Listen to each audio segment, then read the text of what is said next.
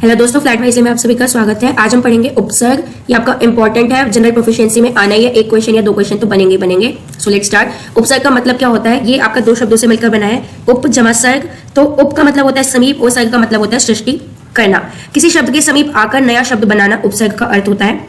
तो अब आपको पता चल होगा। एक्चुअली उपसर्ग ना हम ये भी कहते हैं जब हम किसी मूल शब्द में आगे कोई शब्द को जोड़ देते हैं, यानी कि उपसर्ग लगा रहे हैं, तो जो हमारा नया शब्द बनेगा उसका अर्थ ही बदल जाएगा, यानी कि मीनिंग ही चेंज हो जाता है। तो वो शब्द आपके उपसर्ग होते हैं। जैसे कि देखिए यहाँ पे शब्द था हार। अब अगर मैं इसमें प्र उपसर्ग लगा दूं तो वर्ड बन जाएगा प्रहार। तो इसका मतलब हो जाएगा चोट करना, लेकिन हार का ही एक्चुअल मीनिंग होता है पराजय।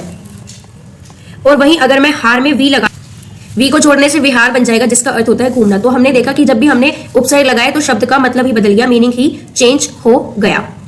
स्टूडेंट्स, हिंदी में मुख्यतः 4 प्रकार के आपके उपसर्ग होते हैं। तो ये जो उपसर्ग है ये आपके 4 प्रकार में कैसे बटे हैं? पहला होगा संस्कृत के उपसर्ग, फिर आएगा हिंदी के उपसर्ग, कुछ होंगे आपके उर्दू के उपसर्ग और कुछ होंगे आपके अंग्रेजी के उपसर्ग। तो हम चारों प्रकार के उपसर्गों को देख लेते हैं कि इनमें कौन कौन से उपसर्ग जनरली मिलते हैं। संस्कृत के जब भी उपसर्ग होंगे तो उनके स्टार्टिंग में, यानी कि उपसर्ग वाले शब्द होंगे तो उनके स्टार्टिंग में जो उपसर्ग लगेगा वो लगेगा प्र, परा, अप, सम, अनु, अव, निस, निर, दुस, दुर, वी, आड़नी, अधि, अपि, अति, सु, उत, अभि, प्रति, परि तथा उप। जब भी आपको इस टाइप का उपसर्ग मिलता है तो यानी कि वो शब्द संस्कृत है, आपको यहाँ से याद करना है। फिर है हिंदी का उपसर्ग। तो हिंदी में आपके जब भी उपसर्ग लगे वो मिलेंगे अन, अध, अ, उन, औ, पू, चौ, पच, पर, बिन। उर्दू के होंगे तो यहाँ पे आपको मिल जाएगा ला, बद, बे, कम, गैर, ना, खुश। तो ये कुछ आपके उर्दू के हो जाएंगे। और अगर अंग्रेजी की बात करें तो उसमें लग जाएगा बै, हाफ, को, हेड या फिर वाइज। अब इनके कुछ एग्जाम्पल देख लेते हैं। संस्कृत के जो आपके उपसर्ग है उसमें जैसे कि अप है तो अप का मतलब होता है बुरा, यानी कि हीन। तो इसमें शब्द बन गया आपका उपसर्ग के अपयश, अपमान, अपकार। तो ये सभी आपके संस्कृत के शब्द हैं। उत लग जाएगा, उत का मतलब होता है ऊंचा, श्रेष्ठ या फिर ऊपर। उत्कर्ष, उत्तम, उत्पत्ति। उप हो जाएगा तो इसका मतलब होगा निकट, सदृश या फिर गुण। तो जैसे कि उपदेश, उपवन, उपमंत्री, उपहार।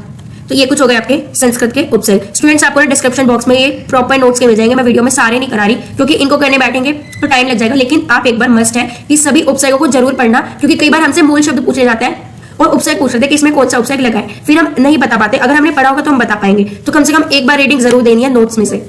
अब आते हैं हिंदी के उपसर्ग। जैसे कि अ का मतलब होता है अभाव या फिर निषेध, किसी चीज को मना करना, यानी कि नहीं है उस चीज में। जैसे कि अछूता, अथा, अटल, नकारात्मकता की बात आएगी। कु का मतलब होता है बुरा, जैसे कि कुचाल, कुचैला, कुचक्र। भर हो गया, भर का मतलब होता है पूरा, जैसे कि भरपेट, भरपूर, भरसक, भरमार। ये कुछ शब्द है जो कि हिंदी के भर उपसर्ग लगाने से बनते हैं। अब आते हैं अरबी के कुछ उपसर्ग। जैसे कि गैर, गैर का मतलब हो जाएगा निषेध, यानी कि मना कर रहे हैं। जैसे कि गैर हाजिर, गैर कानूनी, गैर मुलक, गैर जिम्मेदार। बा आ जाएगा तो बा का मतलब होता है सहित या फिर वाले लग जाते हैं शब्द के अर्थ में।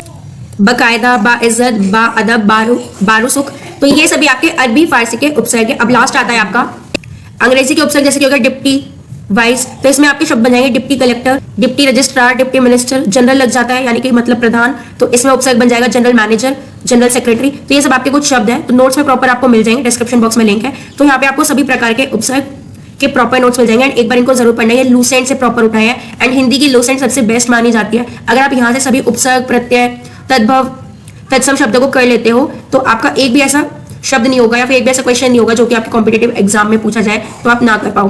तो मस्ट है कि एक बार इन सबको आपको जरूर पढ़ना है। So thank you for watching it. Bye bye.